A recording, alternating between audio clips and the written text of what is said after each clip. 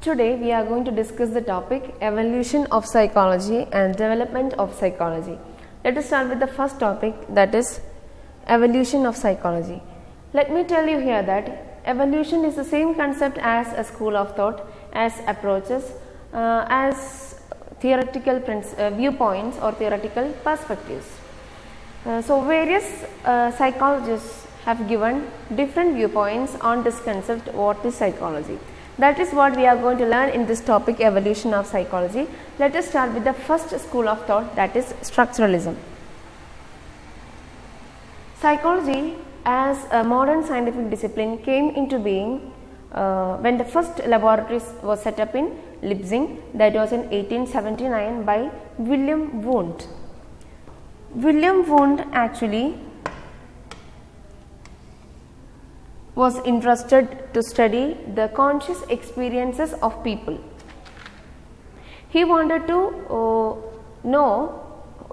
study the basic building blocks of mind and how people experience certain things. For that, he used a technique called introspection. He used a technique called introspection, which means look into ourselves.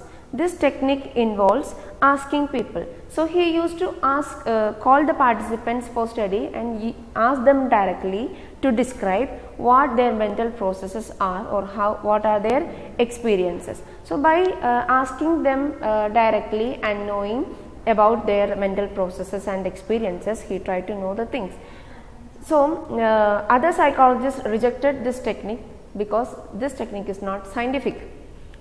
They used to question that by asking people and knowing things, how much reliable it is, because they can change their statements time to time.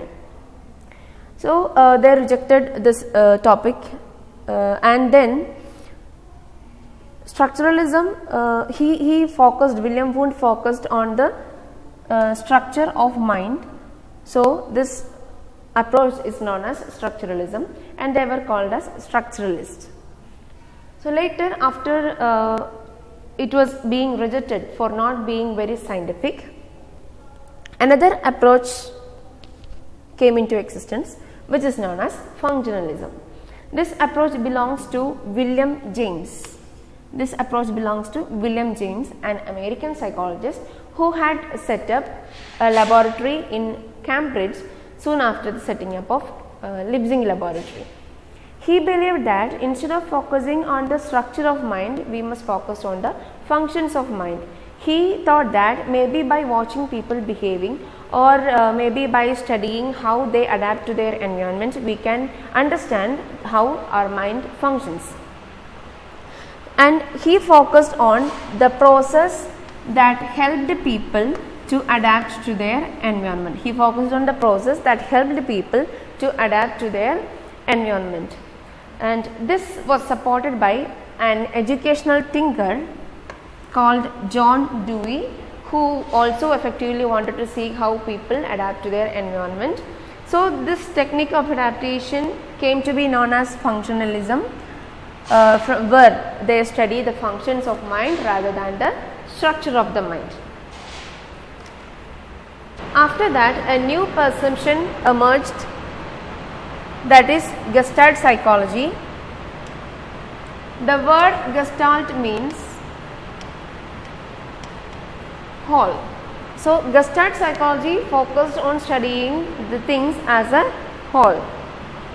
For example, if I show you a triangle,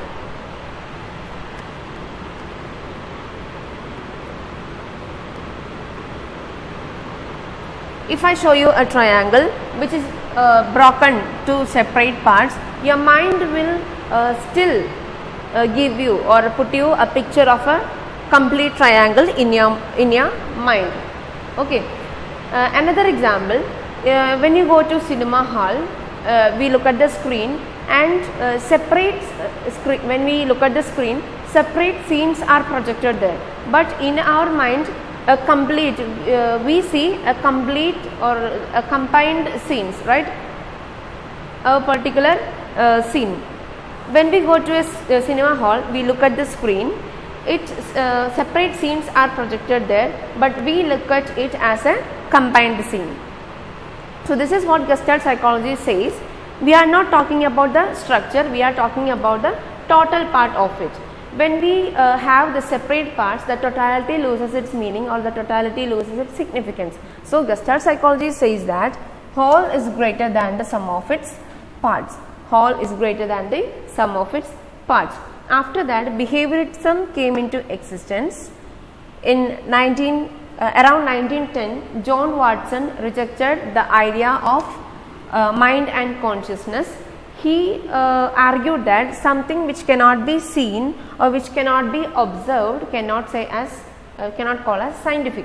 They focused on something which is verifiable or observable, like behavior.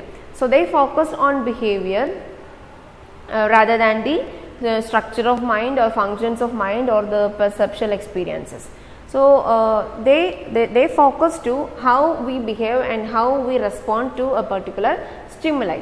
We already learned that behavior is a response to a stimuli. So, he gave a definition to psychology as the study of behavior or response which can be easily measured or easily observed. Another famous psychologist, Pavlov and Skinner, also done various studies on this concept of behaviorism. Next is psychoanalysis. This is very famous school of thought, and this school of thought is given by Sigmund Freud. He is a very famous person, Sigmund Freud. He viewed that human behavior as a dynamic manifestation of unconscious desires and conflicts. Human behavior as a dynamic manifestation of unconscious desires and conflicts which we are not aware at present. He wanted to understand and cure psychological disorders by using psychoanalysis. Okay, and next I come to humanistic approach. This approach basically advocated by Abraham Maslow and Carl Rogers. This approach is different from all other approaches again, especially from psychoanalysis. Psychoanalysis focuses on the negative view of human being. Humanists, as the name suggests, they are very positive, they are very good, they are very goal directed. So, human beings can work towards their free will what they think is right. So, this in humanistic approach they say that human beings can work towards their own free will what they think is right. And they also say that we must know our potential, we must know our inner potential as a human being, as a student, and we must work for it, and then we must achieve the best in our life. That is what in humanistic approach says. Next and the last one is cognitive psychology. Cognition, if we talk about the term, is same as mental processes, and like we know, mental processes are all processes that happen in our mind, like thinking, remembering, decision making. All these are functions of our mind which we call as cognition. And this school of thought is given by Jean Piaget and Vygotsky, a Russian psychologist. They say that the way people think and the way people remember and the way people use different mental processes are what we are studying in this cognitive psychology. And we also try and understand how a human being constructs actively the data around us. So, the role of mind in the active construction of data around us. So, this view is also known as constructivism.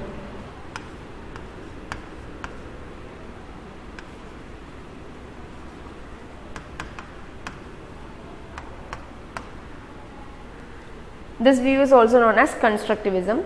Some cognitive psychologists say that human mind is a information processing system, like a computer. So, mind is considered to receive, process, transform, store and retrieve some information, like a computer. That means our mind first receives a stimuli, then processes it, and it gives a particular shape, that is transformation, and then stores it and recall when you need that information, like a computer. So that is what cognitive psychology says. So these are the this is how the evolution of psychology is. And next is development of psychology in India. Now we already done with the development of psychology all over the world, and now let us come to the hometown India. And the first development psychologists wanted is to bring psychology from the Western countries, and it also wanted India also wanted its own psychology. So it started developing and working on it right before the independence. So when we say about the pre-independence era, in 1915 the first psychological laboratory was established in 1915. The development started back in 1915 from the Department of Philosophy. As we know, psychology was initially a branch of philosophy, which we learned about the study of mind, and later on it has been developed or modified to study of behavior. And in 1916 a separate branch or separate department for psychology was established at Calcutta. Separate department for psychology at Calcutta University in 1916. Till then it was a part of philosophy department. Till now it is what philosophy department, and in 1916 a separate department established for psychology at Calcutta University. And then in 1938 a separate department for applied psychology was established, and the two proponents or two important leaders of psychology in India were Dr. N. Sen Gupta, and who was trained under Mr. Wundt, and Mr. G. Bose, who was trained in Freudian psychology. He also established Indian Psychoanalytical Association, which is also known as IPA.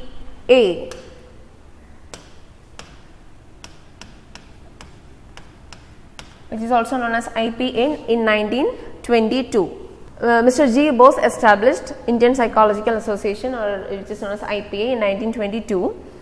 And after the departments in Calcutta, Mysore and Patna were the two universities where we have this psychology department. And so after the departments in Calcutta, Mysore and Patna, two centers of excellence in psychology supported by UGC, and one is at Utkal University, Bhubaneswar, and the other one is at University of Allahabad.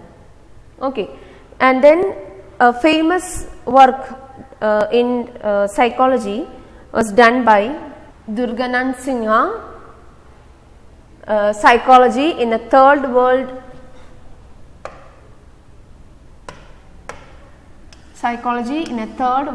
country, the Indian experience, which was published in 1986.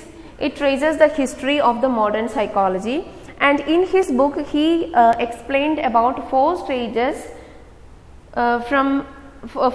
in which psychology developed in India. The first phase is till 1947 is the first stage, where psychology has been adapted from the Western psychology, and it was trying to have its own identity. And in this phase they focused on experimental, psychoanalytic and psychological testing. In this phase, in the first phase till 1947, they focused on experimental, psychoanalytic and psychological testing. And the next phase, the second phase, is after 60s, 1960 to 70, and in this stage they expanded psychology into different branches, and they also tried to link Western psychology to Indian psychology in this second stage. And then the third stage, that is post 1960s, and in this they tried to solve problems in India using psychology, and they used problem oriented research in this stage, in this third phase, post 1960s. And the last stage is 1970s. Post 1970s, it was a phase of indigenization. They rejected Western framework and they tried to fit in psychology within the socio culture. And later, and now we applied psychology to various fields in India. This is how psychology is developed in India. Let us see once more. In 1915, first psychology laboratory was established, and then a separate department for psychology was established in Calcutta University. Till then it was a part of philosophy department, and in 1916 separate department for psychology was established, and then in 1930 department for applied psychology was established. And these are the two important proponents or leaders in psychology in India. They are Dr. N. Sen Gupta and G. Bose. N. Sen Gupta was trained under Mr. Wundt, and G. Bose was trained in Freudian psychology, and he also established Indian Psychoanalytical Association, which is known as IPA, in 1922. And then after Calcutta, the two departments where we had psychology department were Mysore and Patna universities. And then after these three departments, again two centers were supported by UGC. That is one is at Utkal University Bhubaneswar, and the other one is University at Allahabad. And psychology in a third world country, the Indian experience, is a famous work done by Durganand Sinha, and it was published in 1986. And he explained 4 phases of the development of psychology in India in his book. First phase is till 1947. First phase is till 1947. In this, they focused on experimental, psychoanalytic and psychological testing. And then the second phase in 1960s, 60 to 70, in here they expanded the psychology into different branches, and they tried to link Western psychology to Indian psychology. And the third phase was post 1960s, 60 to 70. That time here they are problem oriented, so they tried to solve problems in India with the psychology. So problem oriented research was done in this stage. And then the last stage is 1970s, the phase of indigenization. Here they tried to fit psychology within the Indian socio-cultural approach or context, and they rejected the Western framework. And now in India we apply psychology to various fields. This is the development of psychology in India. Thank you.